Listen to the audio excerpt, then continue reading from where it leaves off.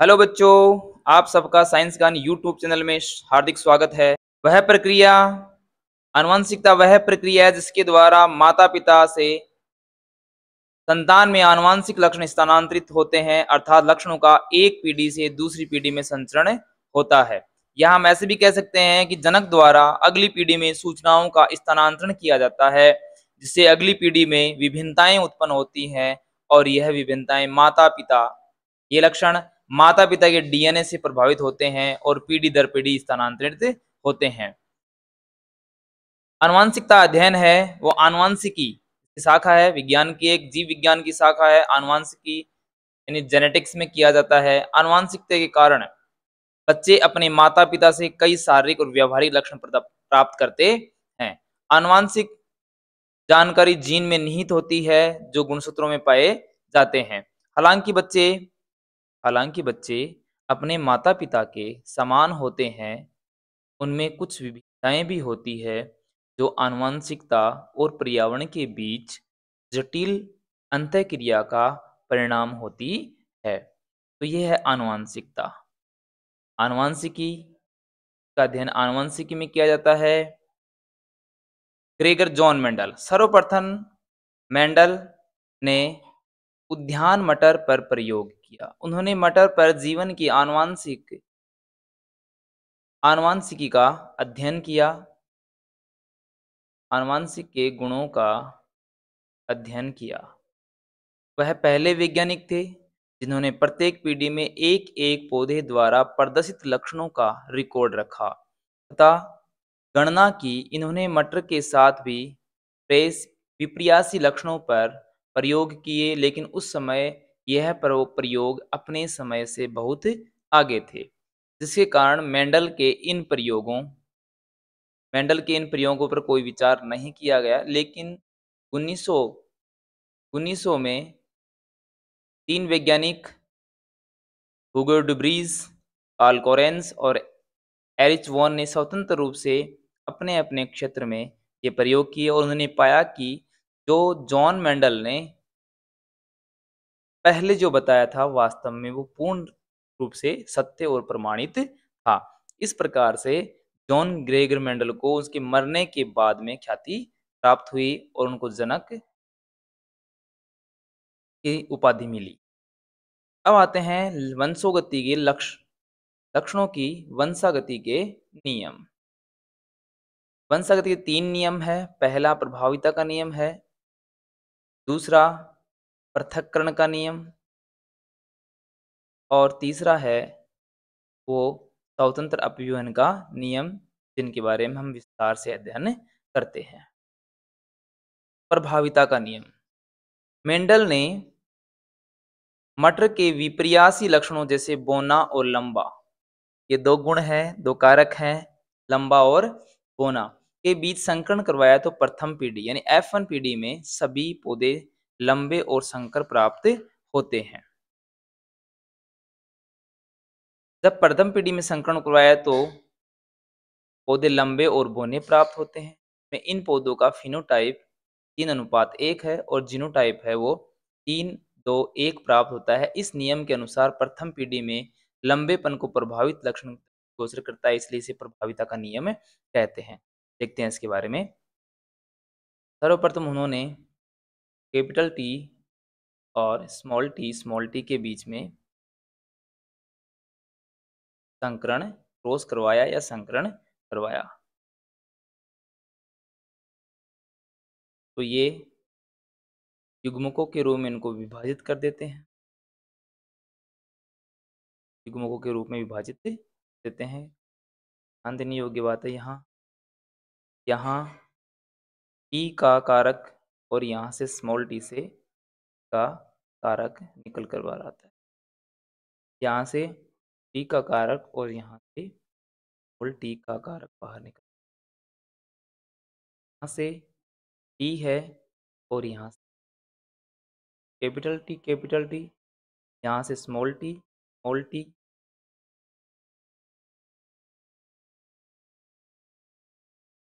तो यहाँ देखिए, आप प्रथम पीढ़ी में सभी पौधे हैं वो, ये अपने को जो पीढ़ी प्राप्त होती है वो F1 पीढ़ी पीढ़ी है, F1 पीढ़ी है, प्रथम पीढ़ी है। में सभी हमें पौधे लंबे लंबे लेकिन कैसे प्राप्त होते हैं? संकर प्राप्त होते संकर पौधे प्राप्त होते हैं। ये हम कहेंगे, ये युग्मक बोल देंगे इनको, और यहाँ हो रहा है इनके बीच। अब जो F1 पीढ़ी है, उनके पौधों में जब मेंडल ने संकरण करवाया, मेंडल ने संकरण करवाया, यानी एक यहाँ से संकर लंबे टी और टी, यहाँ से टी और टी। अब ध्यान देने योग्य बात यह है कि यहाँ से जो अपने को संकर लंबे पौधे टी है वो प्रभावी है स्मॉल टी पर, तो यहाँ सभी संकर लंबे प्राप्त होते हैं। यही तो प्रभाविता का नियम था। इसके बीच में क्रॉस करवाते हैं,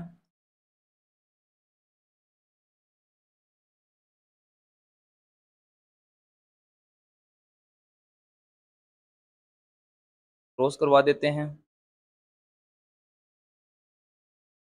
तो यहाँ से कैपिटल टी और यहाँ से भी कैपिटल टी प्राप्त हो जाता, यहाँ से कैपिटल टी और यहाँ से स्मॉल टी प्राप्त हो जाता है। यहाँ से कैपिटल टी और यहाँ से स्मॉल टी प्राप्त हो जाता है, यहाँ से स्मॉल टी और स्मॉल टी प्राप्त हो जाते हैं। तो देखिए यहाँ हमारे को F2 पीढ़ी, ये कौन सी पीढ़ी प्राप्त हो गई है? F2 पीढ़ी है, उसमें शुद्ध लंबे, इनको शुद्ध बोलेंगे, ये आनुवांशिक रूप से शुद्ध है। लंबे दो पौधे अपने को प्राप्त होते हैं, वो कौन से हैं? संकर लंबे, लंबे तो हैं लेकिन संकर हैं, और यहाँ से शुद्ध होने प्राप्त होते। तो इस प्रकार से मेंडल ने जब द्वितीय पीढ़ी, जब प्रथम पीढ़ी के बीच में क्रॉस करवाया, जो द्वितीय पीढ़ी प्राप्त होती है, तो इनका जो जीनोटाइप है वो कैसा होगा? 2:1:2:1, यानी एक शुद्ध लंबा, दो शुद्ध बोने, संकर लंबे और एक शुद्ध बोना, इनका जीनोटाइप है। और इनको फिनोटाइप होगा 3 लंबे और 1 बोना। यानी ये बाहरी प्रारूप है, जिसे देखकर हम नहीं पता लगा सकते कि ये वास्तव में शुद्ध है या अशुद्ध है। बस हमें बाहर ये दिखता है कि लंबे हैं। तो मेंडल ने जब एक जोड़ी विप्रियासी लक्षणों वाले ने एक जोड़ी विप्रेयसी लक्षणों वाले पौधों के बीच संकरण करवाया, तो प्रथम पीढ़ी में प्रभावी लक्षण ही प्रकट होता है, जो हमने देखा था अभी। परंतु दूसरी पीढ़ी में संतानों में विपरीत लक्षणों का एक निश्चित अनुपात में पृथक्करण हो जाता है, अतः इसे पृथक्करण का नियम कहते हैं। इसे युग्मकों की शुद्धता का नियम भी कहते हैं। हमने देखा था जब कैपिटल टी स्मॉल टी और कैपिटल टी स्मॉल टी के बीच में हमने क्रॉस करवाया था, पीढ़ी में जो प्राप्त पौधे थे वो capital T capital T capital T small T capital T small T और स्मॉल टी, यानी कि शुद्ध लंबे, संकर लंबे और शुद्ध बोने पौधे प्राप्त हो रहे थे। इसे शुद्धता का नियम भी कहते हैं। जो प्रथम पीढ़ी में जो अपने को दृष्टिगोचर जो लक्षण नहीं दिखाई देते हैं, वो दूसरी पीढ़ी में आकर अपने को दिखाई पड़ रहे हैं। जैसे मेंडल ने आकार और रंग का चयन करते हुए गोल और पीले बीज वाले पौधों का संकरण करवाया और झुर्रीदार और हरे वाले पौधों के बीच में संकरण करवाया, तो F1 पीढ़ी में सभी पौधे अपने को गोल और पीले प्राप्त हुए। लेकिन जब दूसरी पीढ़ी में संकरण करवाया, तो पौधे गोल और पीले कैपिटल आर और capital R, Y small Y और स्मॉल वाई, यानी कि कैसे हैं? गोल हैं और हरे हैं, गोल और हरे बीजों के बीच में क्रॉस करवा देते हैं। इसी प्रकार से स्मॉल आर और कैपिटल वाई, ठीक है, इनके बीच में क्या करवाएंगे? क्रॉस करवाएंगे। ये हैं स्मॉल आर वाले झुर्रीदार लेकिन बीज कैसे हैं? पीले। पीलो बीज के बीच में अपन ने क्रॉस करवाया। तो जो प्रथम पीढ़ी में जो प्राप्त होते हैं, यानी यहाँ से आर है और यहाँ से वाई, स्मॉल वाई प्राप्त हो जाता है। यहाँ से आर है और वाई प्राप्त हो जाता है। इनके बीच में जब क्रॉस करवाते हैं, जो पौधे अपने को प्राप्त होंगे, वो सारे के सारे कैसे प्राप्त होते हैं? गोल पीले बीज प्राप्त होते हैं। यानी R, small R, capital Y, small Y. कैसे बीज होंगे? गोल होंगे और पीले बीज होंगे। लेकिन देखिए ध्यान से, यहाँ स्मॉल आर है, कैपिटल आर है, वो गोल का लक्षण है, और यहाँ वाई है वो पीले का लक्षण है। तो यहाँ गोल और पीले रंग दोनों ही बीज हैं वो प्रभावी हैं। तो यहाँ बीज जो दिखेगा अपने को वास्तविकता में दिखेगा, तो इसका फिनोटाइप है वो गोल और पीला हो जाएगा। लेकिन वास्तव में ये शुद्ध नहीं है। कैसे हैं? संकर पौधे हैं। अब आगे देखते हैं, जब इनके बीच में F2PD में क्रॉस करवाते हैं, इसे स्वतंत्र अभिव्यंजन का नियम कहेंगे। मेंडल ने मटर के पौधे में एक जोड़ी के स्थान पर दो जोड़ी विकल्प का चयन करने के लिए संकरण करवाया। जैसे गोल बीज और लंबे पौधों का यदि झुर्रीदार बीज वाले बौने पौधों के बीच संकरण करवाते हैं, तो F1PD में सभी पौधे लंबे गोल बीज वाले प्राप्त हुए। यहाँ लंबाई और गोल बीज प्रभावी लक्षण है। तो F1PD में स्वनिषेचित होकर F2PD प्राप्त हुई। तो आश्चर्यजनक रूप से कुछ लंबे पौधे, कुछ लंबे और झुर्रीदार, कुछ बौने और गोल बीज वाले प्राप्त हुए। तो लंबे और बौने लक्षण गोल या झुर्रीदार स्वतंत्र रूप से वंशागत होते हैं। इसे स्वतंत्र अभिवन का नियम है कहते हैं। तो हमने यहाँ इसी को आगे बढ़ा लेते हैं अपन। जैसे अब देखिए सारणी की तरफ देखना है एक बार। इनके बीच में जब क्रॉस होता है, तो यहाँ से आर आर वाई वाई, यानी दोनों ही कैपिटल है। यहाँ से देखो एक एक बार लेते जाओ। अब यहाँ से इसकी अभिक्रिया या सॉरी इसका जो संकरण है इससे करवाते हैं, इसका संकरण इससे करवाते हैं। यहाँ से capital R capital R capital R capital R capital Y और स्मॉल वाई। यहाँ से कैपिटल आर स्मॉल आर, यहाँ से कैपिटल वाई, यहाँ से कैपिटल वाई, यहाँ से कैपिटल आर और यहाँ से कैपिटल आर, यहाँ से कैपिटल वाई और यहाँ से स्मॉल। इसी प्रकार से दूसरी लाइन रो देख लेते हैं। आर आर मतलब आर आर बड़े हैं, यहाँ वाई एक बड़ा है एक छोटा है, यहाँ दोनों ही आर बड़े हैं, वाई दोनों ही छोटे हैं। यहाँ देखना का क्रॉस 1 2 3 4 गिनती कर लेते हैं, ताकि अब 3 और 3 के बीच में प्रयोग करते हैं। सॉरी 2 के और 3 के बीच में। तो यहाँ capital R small R capital Y small Y. यहाँ से capital R small R capital small, दोनों स्मॉल वाई हैं, स्मॉल वाई स्मॉल। यहाँ से स्मॉल आर है, यहाँ से एक पर 3 का 1 से करवाते हैं। तो यहाँ बनेगा capital R small R capital Y. यहाँ से दूसरे में देख लो, तीसरा और दूसरा करवा दो। तो यहाँ होते हैं कैपिटल आर स्मॉल आर, यहाँ से कैपिटल वाई स्मॉल वाई। यहाँ से दोनों ही आर स्मॉल हैं और दोनों वाई ही बड़े हैं। यहाँ से चौथे में देखो आप, तीसरे का चौथा हिस्सा करवाओ। स्मॉल आर और कैपिटल वाई स्मॉल। चौथे का पहले से करवा दो, capital R small R capital Y small Y. चौथे का दूसरे के साथ करवा दो, capital R small Y small.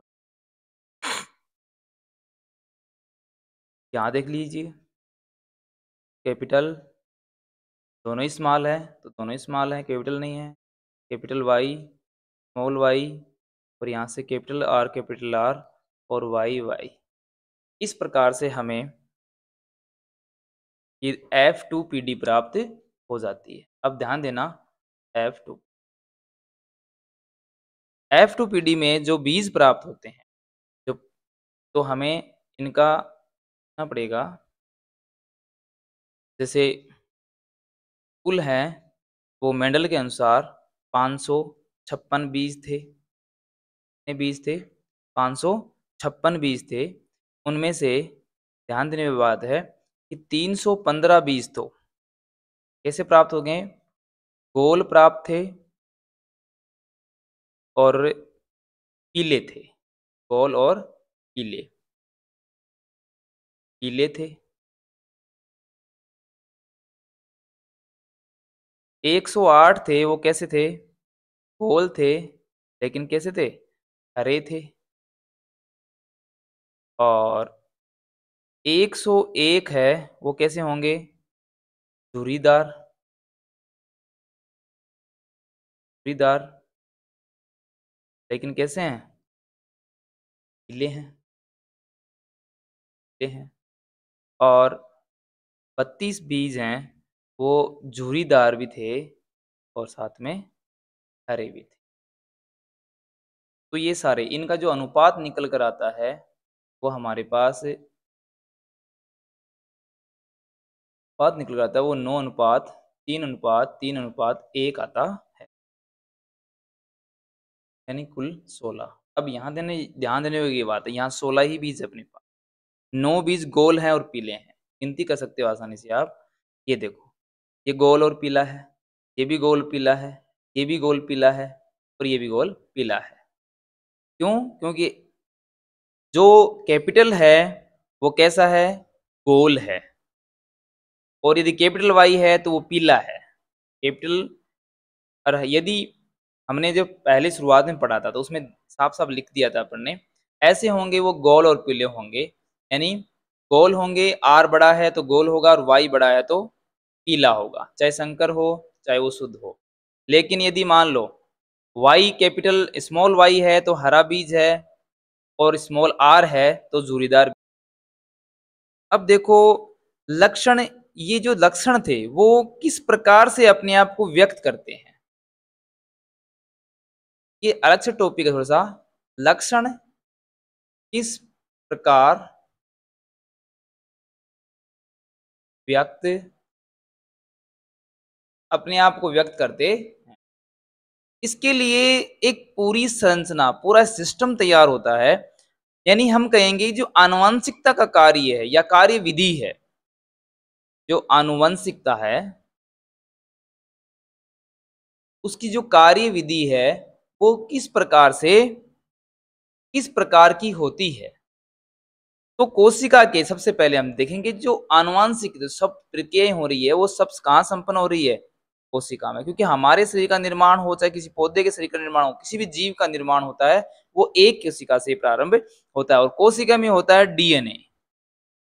DNA होता है और डीएनए में इन सूचनाओं को संश्लेषण करने के लिए, इन सूचनाओं को, कौन सूचनाओं को? आनुवांशिक सूचनाओं को संश्लेषित करने के लिए विशेष प्रकार के क्या होते हैं?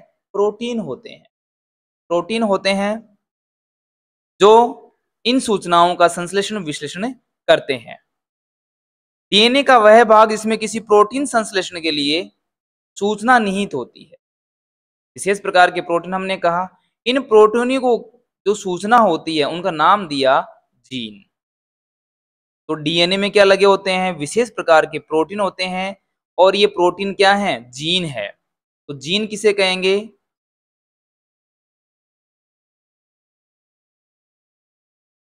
जीन।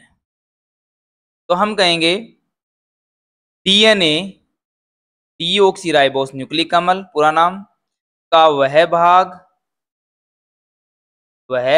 भाग जिसमें किसी प्रोटीन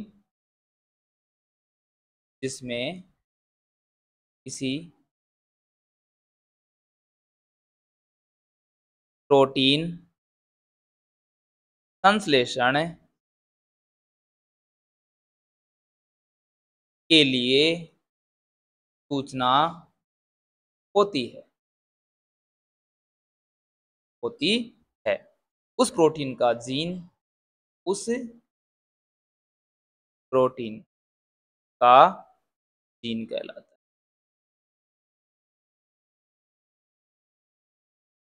कहने का मतलब है कि स्पेसिफिकेशन होते हैं प्रोटीन्स, और उन प्रोटीन्स में जो जिस चीज के लिए उत्तरदायी होता है वह उसका जीन कहलाता है। अब यहाँ जो प्रोटीन है वो विभिन्न लक्षणों की अभिव्यक्ति को नियंत्रित करता है। वो किस प्रकार से नियंत्रित करता है? जैसे हमने कहा कि कोई हार्मोन है, कोई प्रोटीन है और हमने उसका नाम दे दिया हार्मोन। कोई हार्मोन है, मान लो मानव की बात करें तो मानव में लंबाई का हार्मोन देखें तो कौन सा होगा? पिट्यूटाइन हार्मोन होगा, या वृद्धि हार्मोन जिसे बोलेंगे पिट्यूटाइन हार्मोन होगा। ये किनके द्वारा स्त्रावित होता है? पीयूष ग्रंथि के द्वारा स्त्रावित होते हैं। तो ये स्पेशली किसके लिए? लंबाई के लिए है। इसी प्रकार से दूसरा देख लो, मान लो एक हार्मोन है थायराइड बोल लेते हैं। थायराइड है किससे निकलेगा? थायरोक्सिन से निकलेगा। थायराइड है वो थायरोक्सिन हार्मोन निकालेगी।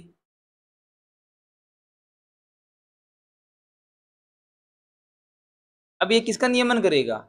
ये उपापचयी प्रक्रियाओं का नियमन करेगी। तो इस प्रकार से प्रत्येक हार्मोन्स मतलब प्रोटीन्स हैं वो एक स्पेशल सूचनाओं के लिए बने होते हैं और वो अपनी दक्षता से कार्य करते हैं। यदि इन हार्मोनों की कमी होती है, जैसे लंबाई की हम बात करें, अगर इसकी हार्मोन की कमी होगी तो जीव है वो बौना रह जाएगा, और इन हार्मोनों की अगर अधिकता होगी तो बौना की बजाय वो लंबा हो जाएगा। तो इस प्रकार से डीएनए क्या करते हैं? इन चीजों का निर्धारण करते हैं। अब डीएनए जो बनता है वो जनक पीढ़ी से अपने को मिलता है। जनक में जो डीएनए होते हैं वो समान रूप से, चाहे माता हो चाहे पिता हो, दोनों से अपने को समान रूप से मिलते हैं। कई बार हमने देखा है कि कई बच्चे पहली पीढ़ी में F1 पीढ़ी में बौने रह जाते हैं, जबकि उसके माता पिता तो क्या होते हैं? लंबे होते हैं। लेकिन दूसरी पीढ़ी में वो लंबे का कारक प्रभावी रह जाता है और लंबे हो जाते हैं। ये कारण है F2 पीढ़ी का, मतलब स्वतंत्र रूप से अपना प्रभाव दृष्टिगोचर करते हैं। तो हम बात कर चलते हैं लिंग निर्धारण की ओर कि लिंग निर्धारण किस प्रकार से होता है।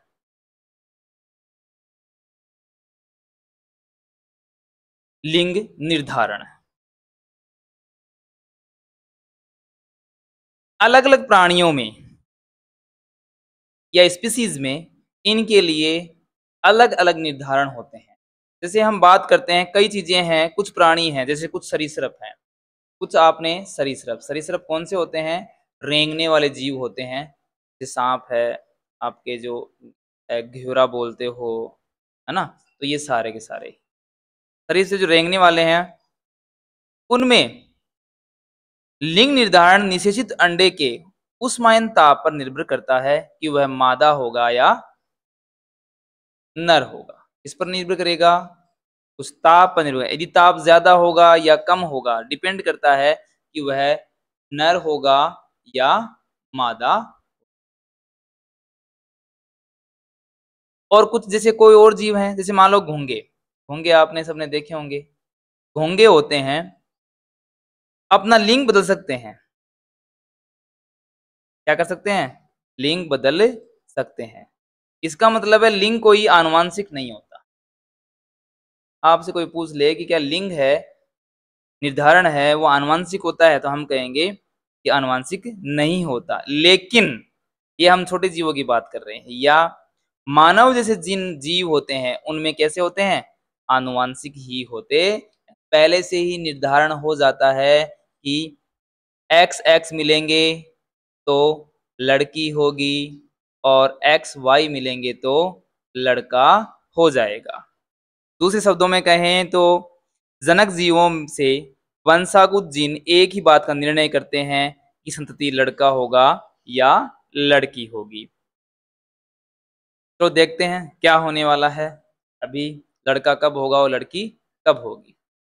यहाँ हम देखते हैं ये मादा है और ये नर है। हमने कहा कि मादा से एक्स एक्स ही गुणसूत्र मिलने हैं और नर से एक्स वाई गुणसूत्र मिलने हैं। दोनों के बीच में क्या क्रॉस करवाया, क्रॉस का मतलब यहाँ समझ जाना कौन सी प्रक्रिया है, निषेचन। निषेचन किसे कहते हैं, जब दो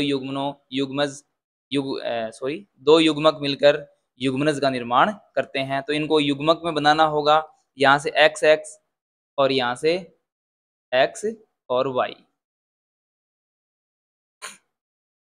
मेंडल का प्रथम नियम आपको याद आ रहा होगा, प्रभाविता का नियम। ये कौन सी पीढ़ी है, F1 पीढ़ी। नहीं, यहाँ की पीढ़ियां नहीं चलेगी। चलो देखते हैं ये क्या बन गए हैं, युग्मक। युग्मक का मतलब होता है एन कोशिका, एन लिख देते।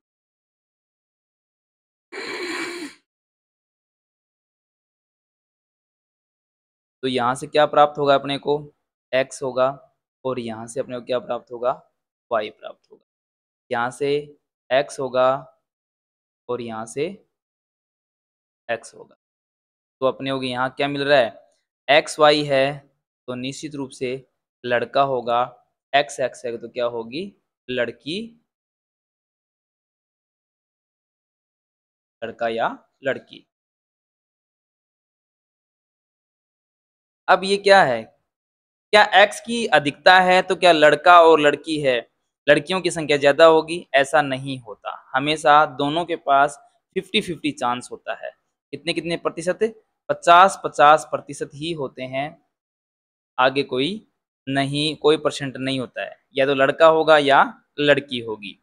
तो आधे बच्चे लड़के और आधे लड़की हो सकते हैं। सभी बच्चे चाहे लड़का हो या लड़की अपनी माता से एक्स गुणसूत्र ही प्राप्त करता है, चाहे लड़का हो चाहे लड़की, क्योंकि माता के पास हमने देखा कि कौन से गुणसूत्र हैं, एक्स गुणसूत्र ही होते हैं। माता के पास हमेशा एक्स गुणसूत्र ही होते हैं, जबकि पिता के पास एक्स और वाई, यानी एक्स के अतिरिक्त वाई गुणसूत्र भी होता है। इसका मतलब है लिंग का निर्धारण है वो कौन करेगा, पिता करेगा। के लिए समस्त उत्तरदायित्व है वो पिता का होता है कि पिता से यदि मान लो एक्स गुणसूत्र अपने को प्राप्त हो रहा है तो क्या होगी, लड़की प्राप्त होगी। अगर पिता से वाई प्राप्त हो रहा है तो निश्चित रूप से क्या प्राप्त होगा, लड़का प्राप्त होगा। तो इसका मतलब है कि जिस बच्चे को अपने पिता से एक्स गुणसूत्र वंशानुगत हुआ है तो वह लड़की होगी, और जिस पिता से वाई गुणसूत्र वंशानुगत हो उसका लड़का होता है। इसका मतलब है कि पिता ही निर्धारण करता है कि लड़का होगा या लड़की होगी। तो इस प्रकार से लिंग निर्धारण हमारे जैसे उच्च श्रेणी जीवों में चलते हैं। धन्यवाद, आज के लिए इतना ही काफी है। और हम अगले चैप्टर में, अगले अध्याय में, 9वें अध्याय में पढ़ेंगे, फिजिक्स चलेगी या प्रकाश का अपवर्तन और परावर्तन चलेगा, इसमें भी अपन ध्यानपूर्वक पढ़ेंगे। तब तक लिए धन्यवाद, राम राम।